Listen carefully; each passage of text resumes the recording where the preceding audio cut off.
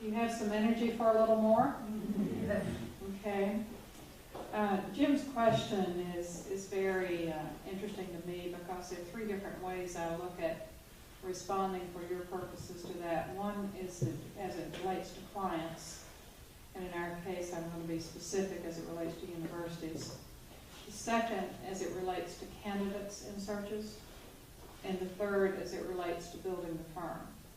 I'm going to be briefer on the first two and longer on the third. As it relates to clients, we try to instill a sense of entrepreneurism in everything they're doing. We bring best practices to them. Some of our clients have brought us in to then hold workshops with faculty and administrators on how to do searches. There's way too much search work out there for us to do it all, so this is giving away, in some cases, somewhat trade secrets. But we do that, and we reap the benefits of that. We also have started a specialty within our firm of leadership development and executive coaching, and one research university did a pilot this year with us, and now they're rolling it out for the whole university. So this is, again, investing in the human resource, human development capacity of people rather than coming in when they're in trouble and trying to remedy it. With candidates, I think that one of the things that we try to help candidates understand, in addition to what I was describing earlier about PAR and about leadership and vision and management and resource development, is do something to distinguish yourself. Just because you're a new PhD, there are a lot of others. What have you done that distinguishes you from all the others?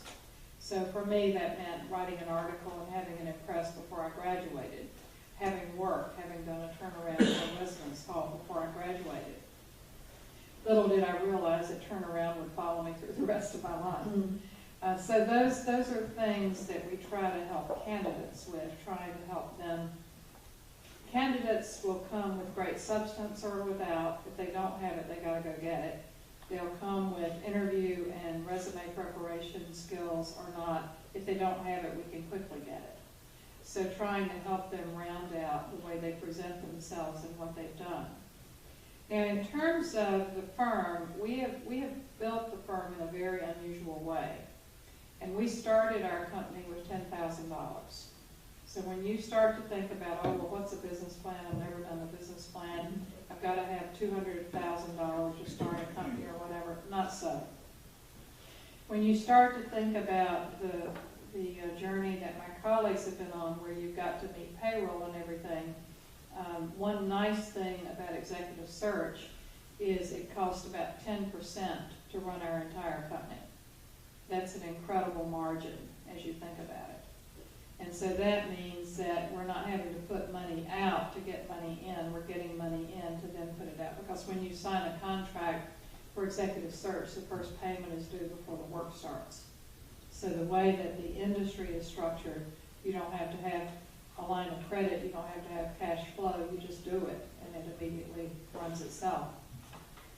But as we put that together, the entrepreneurism in that has been to develop a pathway system for employees who have to pay their mortgages and to allow them to tailor their own life needs to their work.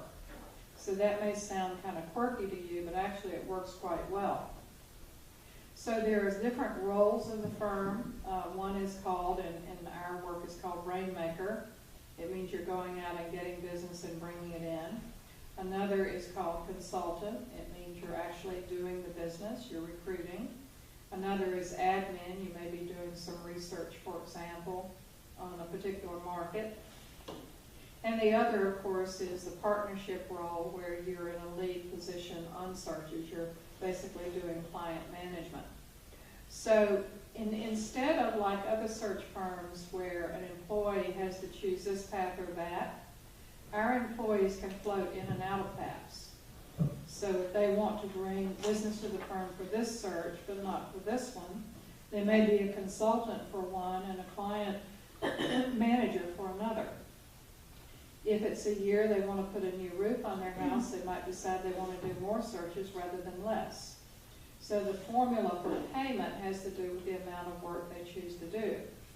That being said, most of the consultants will do about 20 searches a year.